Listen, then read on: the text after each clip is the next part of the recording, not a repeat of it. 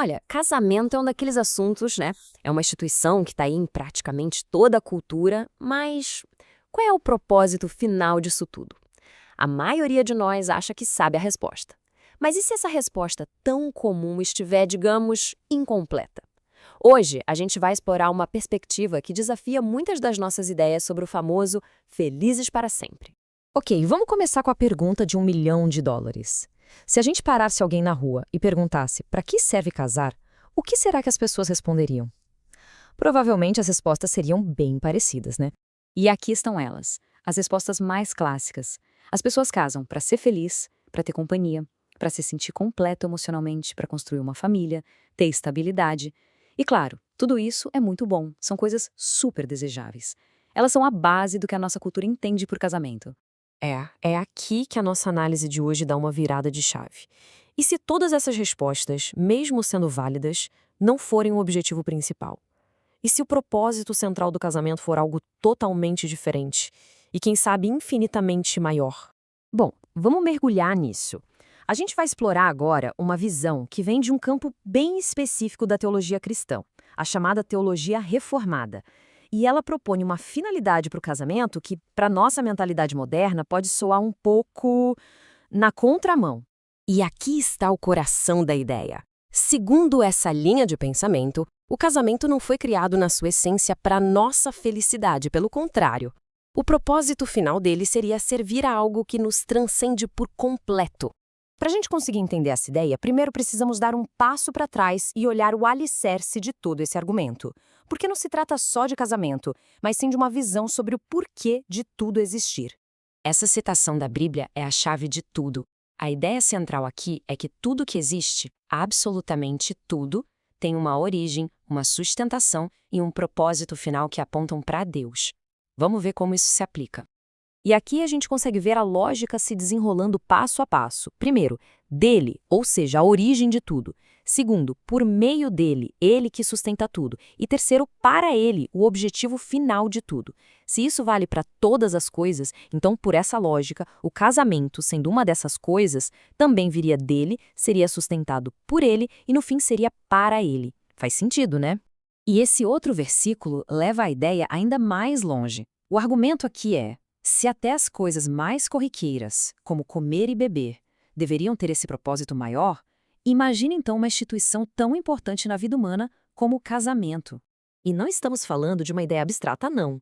A proposta é que esse propósito se manifeste em cada detalhe prático da vida a dois. Na forma como o casal conversa, como lida com o dinheiro, na intimidade, até no jeito de resolver as brigas e criar os filhos. Agora, vamos para a próxima camada desse argumento.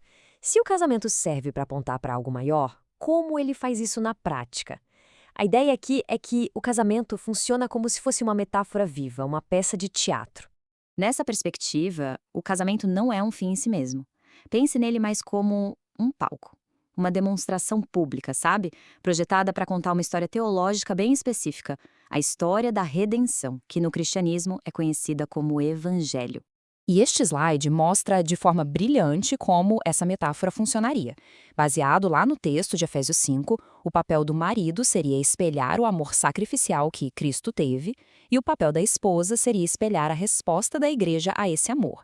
Juntos, eles estariam como que encenando essa dinâmica para o mundo todo ver. Ok. Isso tudo é muito bonito na teoria. Mas e na prática? O que significa no dia a dia mudar o foco de felicidade para a glória de Deus? Como isso afeta o relacionamento? Vamos ver as implicações. Bom, uma das consequências mais diretas é um baita reajuste de expectativas. Essa visão nos dá um alerta. É perigoso e até injusto esperar que um outro ser humano, imperfeito como nós, nos dê aquela sensação de plenitude e identidade que, segundo essa teologia, só pode vir de Deus. E o termo que se usa para essa expectativa errada é idolatria. Mas calma, não no sentido de adorar uma estátua. É algo mais sutil. É quando se coloca o parceiro ou o próprio casamento no lugar que pertenceria a Deus, esperando que ele entregue coisas que ele nunca foi projetado para dar. Então, se o objetivo não é a felicidade constante, qual é? A resposta dentro desse sistema de crenças é uma palavra: santificação. O casamento se torna um instrumento não para o nosso conforto, mas para o nosso aperfeiçoamento. E o que é santificação? É basicamente um processo de lapidação do caráter. O casamento, com todos os seus atritos e desafios, é visto como a lixa que Deus usa para expor nosso egoísmo, para nos ensinar a perdoar e a amar de um jeito mais generoso, mais sacrificial. E este quadro aqui resume a diferença de uma forma muito clara. Um casamento focado só na felicidade pode se quebrar fácil quando os sentimentos mudam ou as dificuldades chegam. Já um casamento fundado num propósito maior teria, teoricamente, uma base mais sólida para aguentar as tempestades, porque o sucesso dele não dependeria só das circunstâncias. E a gente termina com essa pergunta para reflexão.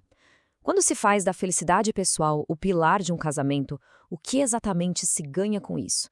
E talvez mais importante, segundo essa perspectiva que a gente viu hoje, o que se pode, sem querer, acabar perdendo nesse processo?